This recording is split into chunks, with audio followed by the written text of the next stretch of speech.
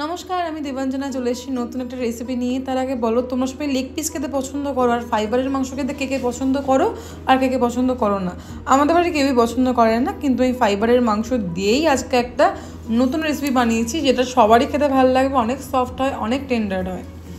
চলো তাহলে আমি দেখে নিই কীভাবে এই রেসিপিটা করা যায়।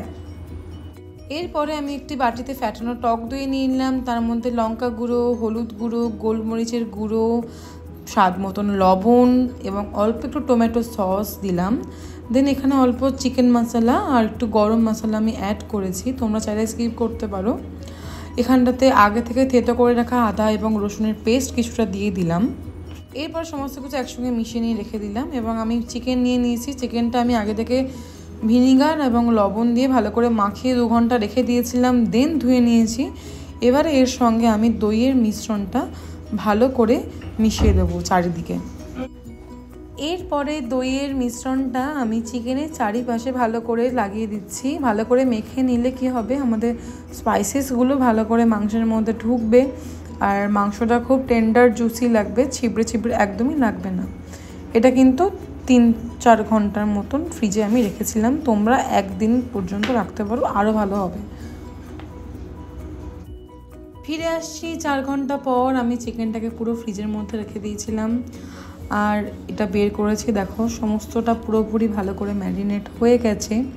এরপরে আমি এটা একটা কড়াইতে হালকা বাটার ব্রাশ করে নিয়েছি আর ওগুলোকে ছাড়ছি একটা একটা করে সেপারেটলি।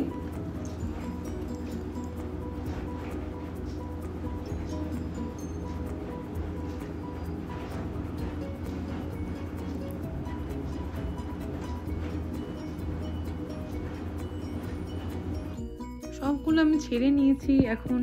এবার আমি এটা কিছুক্ষণ ঢাকা দিয়ে রাখবো। দেখো ঢাকা দিয়ে রাখার পরে মোটামুটি আমি 3 থেকে 4 মিনিট ঢাকা দিয়ে রেখেছিলাম। গ্যাসটা মিডিয়াম লো ফ্লেমে রেখেছি। এগুলো এরকম একটু কালারও চেঞ্জ হয়ে গেছে আর দইয়ের তেলটা পুরো ছেড়ে দিয়েছে। এবার একটু উল্টে পাল্টে দিয়ে আবার ঢাকা দিয়ে দেবো।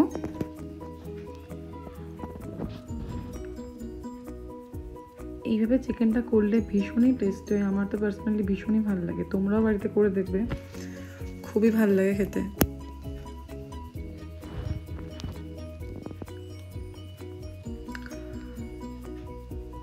এটা কিন্তু আমি আবার চাপা দিয়ে দিয়েছি। ফিরে আসছি, আবার চাপাটা খুললাম। এবার একদম রেডি হয়ে গেছে। এবার আমি সার্ভ করে দেব।